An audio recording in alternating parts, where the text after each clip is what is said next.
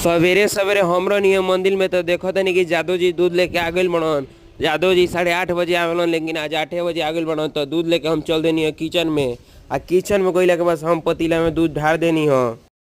आज दूध ढारला के बाद हम का करम कि राती खान आनी आई रहुए तो ढेरी आम गिरल रहुए तो 2-4 गो आम जादव जी के दे देम, काहे कि उनकर नाती बड़सन कहलन कि जानी तो जो है लसन कुछ खाए खातिर। तो हम 2-4 गो इतना आटल उतना दे देनी है। एगो अधिका होइल टिफिन से तो उनकर के दे देनी है, लेके उ चल गइलन।